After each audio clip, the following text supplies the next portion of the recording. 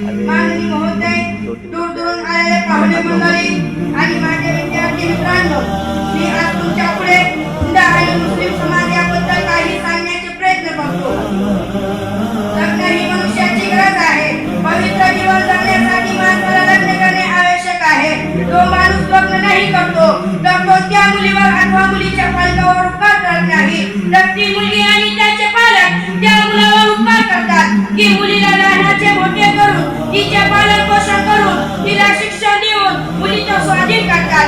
तर मुलाने मुलीच्या आई वडिलांचे उपकार करावे की त्यांनी न मोबदले आपल्या हातपायाचा तुकडा पण त्या व्यक्तीचा स्वाधीन केला. ही तुझ्या शैली इस्लाम धर्माची आहे. त्या काळात इस्लामच्या आचरण वागणुकीनुसार जीवन जगले जात होते. त्या काळात सुख शांती आणि विना भेदभाव जीवन जगले जात होते.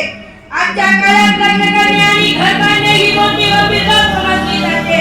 लग्नाचे खर्च, हुंडा, घरगुती साधनाची, सोन्या चांदीची, पैशाची गाडी, विद्या आदीची यादी लग्नाआधी मुलीच्या वडिलांना दिली जाते.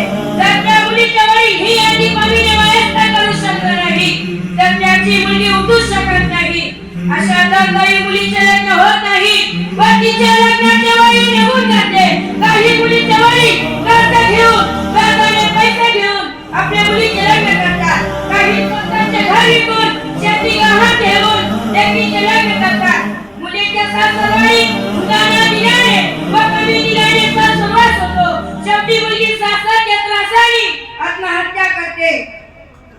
माणसाच्या जातीला न शोभणारे हे कृत्य लोक हुंड्यासाठी मुलीला सांगतात, फाशी देतात, मारतात. ब्रिटिश सल्ल्यांच्या काळात लग्नाचे रस्मरिवाज काहीच नव्हते. साधेपणाने लग्न होत असे.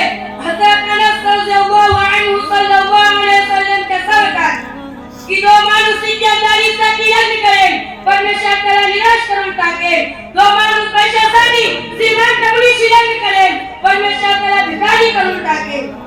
जो माणूस मोठ्या भांडणीसाठी, मोठ्या कुणासाठी, नावासाठी लग्न करेल परमेश्वर त्याला बदनाम करून टाकेल. फक्त जो आपल्या पवित्र जीवन जगण्यासाठी, आपल्या डोळ्यातील प्रगतीसाठी, चांगल्या वागणूक दुरुस्त करण्यासाठी लग्न करेल परमेश्वर त्याच्या लग्नात लाभ आणि सुख शांतीचे जीवन देऊन वैवाहिक जीवन सफल करेल.